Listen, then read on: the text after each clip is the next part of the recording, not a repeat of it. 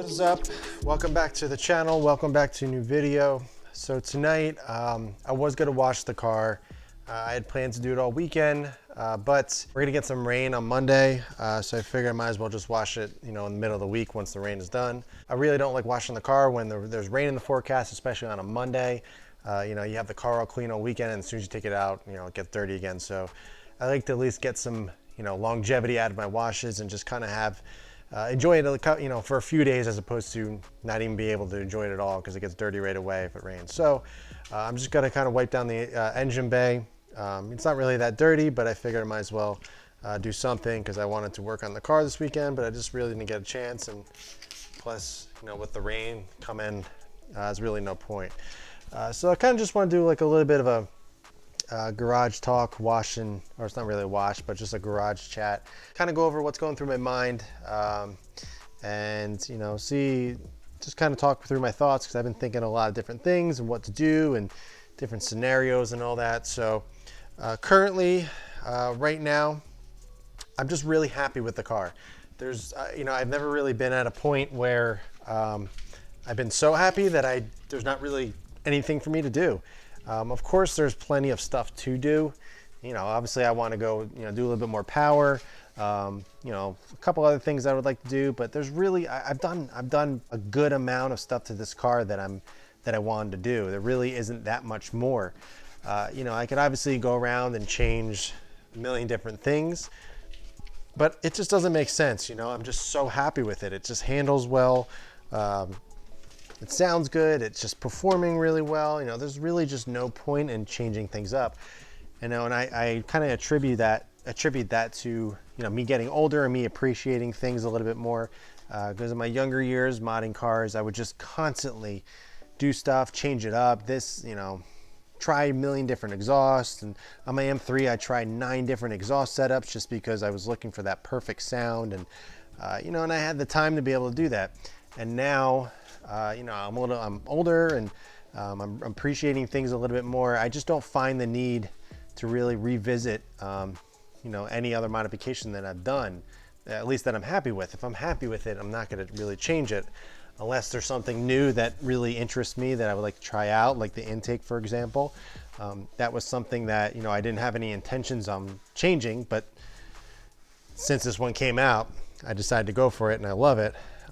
But it would really have to be something pretty big or something, that really excited me to make a jump to a change. So the only thing right now that I am changing are the wheels. I've been talking about this for a while now, but I've had the wheels for 2 going on 3 years. So it was just time for a change. I still do really love these wheels, but I was just ready for something new, or ready for a new look. So I ordered these wheels 2 months ago, and they're supposed to be in this week. So the next series of videos is going to be on the new wheels, picking them up, unboxing them. Fortunately, the place that I ordered them from, they're local, so I'm gonna be able to go pick them up, so I can save on shipping. I'm gonna do video picking them up. I'm gonna do video unboxing and ceramic coating them and getting them ready to get on the car, putting the tires on, doing the whole thing, because wheels to me are a big deal. A lot of YouTubers now, wheels are just kind of an afterthought. They just do wheels and they make a really quick annotation, or a quick, quick thing about it. Like, hey, I got new wheels. These are them. They're cool. And then they move on to the next thing. For people like us, just the average Joes in the garage doing stuff to their cars, wheels are a big deal. They're expensive. It's something that we really look forward to, and we really appreciate. Not to say the bigger automotive YouTube channels don't appreciate mods or wheels or anything like that, but they just have a million other things going on, and doing something like wheels is just kind of it's another thing for them. For us, at least for me, it's a big deal. So I enjoy the whole process of fitting new wheels, getting them, unboxing them, test fitting them, trying different things out, and just kind of make it in a perfect setup, at least for me. So that's kind of how I approach it. I don't want to make it like it's not a big deal, because to me, getting new wheels is a big deal, especially with my current wheels, the RS05RRs. Everybody loves these. I get a lot of comments on them. So going to something else is, like I said, a big deal. But I have those coming in, so there's gonna be a whole video series on that. So that's kind of the biggest thing going on with the car right now. As you know, I have talked about going to, going up in power, and that is definitely still a consideration at the moment. I'm talking with a pretty well-known company right now on getting some stuff done and kind of helping me out with the build. And so far it's looking good, but we're just kind of going back and forth on what I plan on doing and what we can do, and just a lot of talk right now. But it's definitely something that I'm interested in doing. But I'm still at that point right now. I'm like, should I do it? Is it really worth going to that next step? Like how much longer do I intend on keeping this car? Because like I mentioned this before, I've had this car for going on 4 years, 3.5 years now. And I'm at that point where my mind is starting to go and it's starting to change gears a little bit and thinking of other cars that I would like to try. Not to say that I'm in a rush to get rid of this one. I'm certainly not. I love this car.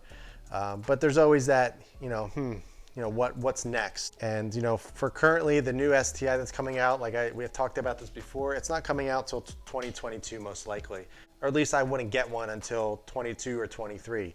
Have some years behind it to get all the kinks worked out. So it's still a long ways out for me to really consider that car as a replacement for this one or something to go alongside this one. So that's still too far out. I don't think I would be able to hang on to this car or drive this car for another 2 or 3 years. Just not that I would get bored of it or I wouldn't want it anymore. I would want to try something new. In that time frame, because that's a long time, which I'm sure most of you can relate. So I don't know. I'm still up in the air about doing the power. Not because I'm worried about the motor or anything. It's more, is it worth putting that extra couple grand into the car just to sell it, a month or two later? Is that worth it? Is it worth putting that money into it? I mean, who knows? I still think like, hey, maybe I'll put the money into it and it'll just completely change, renew my passion for this car. Not that it's lost or anything like that, but give me a whole other level of passion and love for the car. Just something totally different. It'll feel like a new car, no question. And that's kind of what wheels do too. Changing the wheels really kind of changes your whole perspective of the car and kind of renews your love for it. So I'm looking forward to doing the wheels, but like I said, I've done pretty much everything I've wanted to. There's not really much more that I really intend on doing to it. And part of owning, my joy in owning cars is modifying them, making them my own. So once I get to that point where I just, it's at that perfect point, there's nothing for me to do. It's the whole build up to make it, my own car is the fun. And kind of when I reach that goal, I'm at that point where I'm like, hey, I'm looking forward to the next thing. So I do also have something else besides the power and the wheels. I'm waiting to install my Super Pro lower control arms in the rear. They're actually over here. I've been meaning to do a video on them, but they're right here. I was waiting to get an appointment with the company that I wanted to get the alignment done from. And they were so booked up and everything, and everything going on with Corona and all that, everything kind of got pushed back. So I was waiting to install those. So that is going to be a video, but I'm actually going to, I believe the end of August, I got an appointment and I'm going to get the car fully aligned, like a full proper, sport tuned, really good actual alignment. They're really going to take everything into consideration. I'm not doing a corner balance. I've done that on other cars in the past, and there's no difference on a street car. For a track car, yes, there is a major difference, but for something on the street, it's not worth it if you're thinking of doing it. It's cool to have, but like I said, I've done both ways, and I found that it's really not worth the extra money for a street car. But it's going to be properly aligned. I'm going to get everything exactly where I want it.